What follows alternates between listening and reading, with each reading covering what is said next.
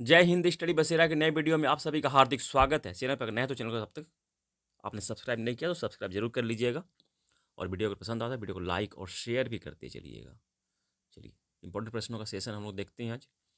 पहला प्रश्न है, चिनाब नदी का उद्गम स्थल क्या है? तो सही जवाब इसका ऑप्शन ए रोहतांग दर्रा, ऑप्शन बी बारह लिखा गया या बारह लच्चा दर्रा होगा। बारह लच्चा दर्रा, बारह, ठीक है, ये बारह लिखा गया है, बारह लच्छा दर्रा। Option C Rakshastal, option C Sheshnag झील। तो सही जवाब हो जाएगा ऑप्शन बी, बारह लाचा दर्रा से निकलती है चिनाब नदी। और चिनाब नदी सिंधु नदी की सबसे लंबी सहायक नदी है। यहां से भी प्रश्न बनता है और फटाफट से हम लोग देख लेते हैं कि ये जो ऑप्शन में ये सारा दर्रा यहाँ से कौन कौन से निकलती है नदियाँ। तो इंपॉर्टेंट प्रश्न बनते हैं यहाँ से। तो चिनाब नदी निकलती है बारह लच्चा दर्रा से, ये तो हम लोग देख लिया। झेलम नदी निकलती है शेषनाग झील से, जो कि कश्मीर वैली में स्थित है। शेषनाग झील से झेलम नदी। रावी नदी निकलती है रोहतांग दर्रा से, रोहतांग पास से, जो कि हिमाचल प्रदेश में स्थित है। सतलज नदी निकलती है राकसताल से, राकसताल ग्लेशियर से, जो कि तिब्बत में स्थित है। यानी कि तिब्बत है, चीन ने जो कैप्चर किया हुआ तिब्बत का हिस्सा, वहां से निकलती है राकसताल, तिब्बत से। ब्यास नदी निकलती है रोहतांग दर्रा से ही, ब्यास कुंड से, रोहतांग दर्रा के ब्यास कुंड से निकलती है ब्यास नदी। क्लियर है, हिमाचल प्रदेश में ही है। और चिनाब नदी सिंधु की सबसे लंबी सहायक नदी है। चलिए फटाफट से सेकंड क्वेश्चन देखते हैं, क्योंकि जो आप लोगों ने थंबनेल में देखा उसके बारे कंप्लीट डिटेल देखना है। तो सही जवाब इसका क्वेश्चन क्या है, दाची गम अभयारण्य कहाँ है?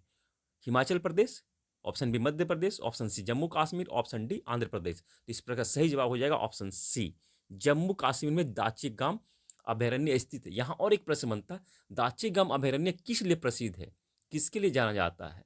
तो दाची गम अभयारण्य जो कि जम्मू कश्मीर में स्थित है, हंगुल बारहसिंगों के लिए प्रसिद्ध है। हंगुल याद रखिएगा, HANGUL, हंगुल, हंगुल बारहसिंगों के लिए यह प्रसिद्ध है दाची गम अभयारण्य। चलिए देखते हैं नेक्स्ट। अब हाँ, जो थंबनेल में आप लोगों ने देखा था उसके बारे कंप्लीट एक एक पॉइंट यहाँ मैं देखूंगा, एक एक पॉइंट को स्टार मार्क कर लीजिएगा। चलिए बहुत ही इंपॉर्टेंट प्रश्न, यूनिक से प्रश्न है। राष्ट्रपति बनने वाले भारत के पहले मुख्य न्यायाधीश कौन है? Option A Fakhruddin Ali Ahmed, option B M Hidayatullah, option C BV Giri, option D R Venkataraman. तो सही जवाब हो जाएगा ऑप्शन बी, एम हिदायतुल्ला, यानी कि मोहम्मद हिदायतुल्ला पहले मुख्य न्यायाधीश है। CJI chief justice of India है हिदायतुल्ला, जो कि राष्ट्रपति का कार्यकाल भी निभा चुके हैं, राष्ट्रपति भी रह चुके हैं। भले ये कार्यवाहक राष्ट्रपति रहे थे, परंतु ये राष्ट्रपति रहे थे। ये प्रश्न यहां से बनता है, इन्होंने कब इन्होंने निभाया था, कितने दिन के लिए, किस कारण से, कंप्लीट एक एक समझते हैं। यहां से एक एक पॉइंट को स्टार मार्क कर लीजिएगा, नोट डाउन कर लीजिएगा। तो डॉक्टर जाकिर हुसैन की अचानक मृत्यु के बाद,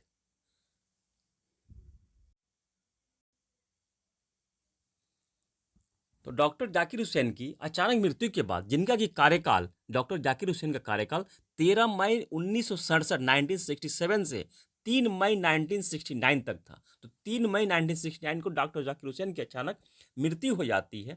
उसके बाद जो उपराष्ट्रपति थे, जो उपराष्ट्रपति कौन थे? तो BV गिरी थे। तो BV गिरी जी ने, उन्होंने भी राष्ट्रपति का चुनाव लड़ने के लिए उपराष्ट्रपति, उस उपराष्ट्रपति के पद से इस्तीफा दे दिया था। तो इस तरह से राष्ट्रपति का पद भी और उपराष्ट्रपति का पद भी दोनों ही खाली हो गया था। तो उस समय मोहम्मद हिदायतुल्ला कार्यवाहक राष्ट्रपति के रूप में कार्यकाल किया था इन्होंने। कितने दिनों के लिए? करीब 1 महीने के लिए। ये भी समझ लीजिए कैसे किया था इन्होंने, कब किया था, कंप्लीट यहां देख लीजिए। तो कार्यवाहक राष्ट्रपति के रूप में इन्होंने 20 जुलाई 1969 से 24 अगस्त 1969 तक, करीब 1 महीने तक इन्होंने कार्यकाल किया था।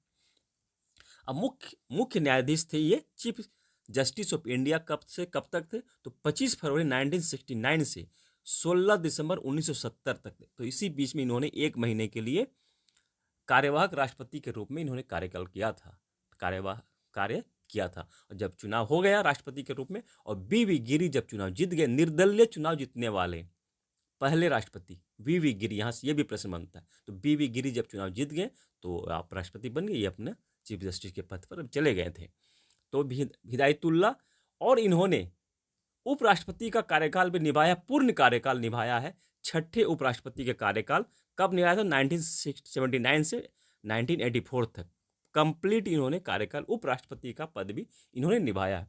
तो इस तरह से एक प्रश्न यहाँ और एक बन जाता है कि मुख्य न्यायाधीश, राष्ट्रपति और उपराष्ट्रपति तीनों का कार्यकाल निभाने वाले मुख्य न्यायाधीश कौन है? तो मोहम्मद हिदायतुल्लाह ये प्रश्न बन जाता है, स्टार मार्क कर लीजिएगा। और एक प्रश्न बता रहा हूँ यहाँ से, और एक 3 प्रश्न मैं यहाँ बता रहा हूँ, यहाँ से प्रश्न बनते हैं इस तरह से। पद पर रहते हुए यानी कार्यकाल में रहते हुए मृत्यु होने वाले पहले राष्ट्रपति कौन थे? कार्यकाल के दौरान पहले राष्ट्रपति कौन थे मृत्यु जिनका हो गया? तो सही जवाब हुआ था डॉक्टर जाकिर हुसैन। डॉक्टर जाकिर हुसैन, जिनकी मृत्यु 3 मई 1969 यानी 1969 में हुई थी।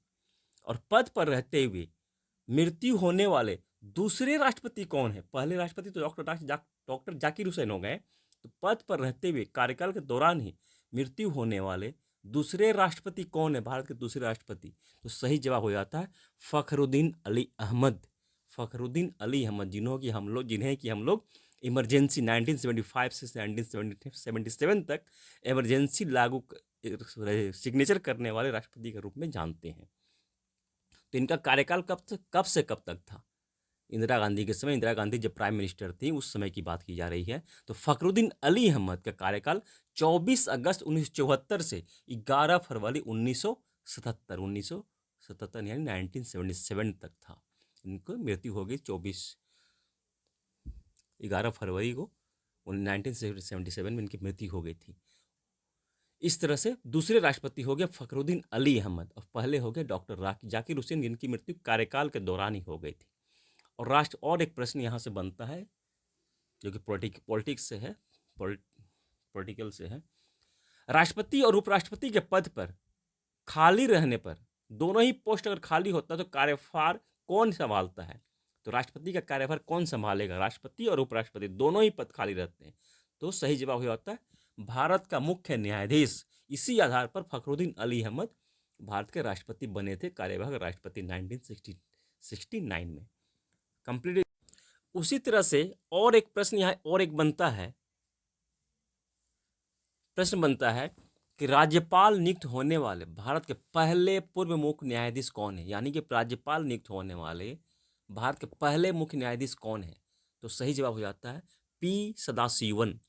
पी सदाशिवम, ये सही जवाब हो जाता है पी सदाशिवम। और ये कहाँ के राज्यपाल बने थे? तो केरल में इनकी पोस्टिंग हुई थी, केरल के राज्यपाल बने थे पी सदाशिवम। चलिए, चैनल को अब तक आपने सब्सक्राइब नहीं किया है तो सब्सक्राइब जरूर कर लीजिएगा। एक पॉइंट हम लोग समझ लिया, यहाँ कोई भी डाउट नहीं है। अगर कोई डाउट रहता है कमेंट सेक्शन में जरूर अपने विचार रखिएगा, अपने प्रश्न रखिएगा। चलिए, मिलते हैं फिर नए वीडियो में। आज के लिए इतना ही। आप सबकी सफलता की मंगल कामना के साथ, तब तक जय हिंद, स्वस्थ रहें, मस्त रहें, धन्यवाद।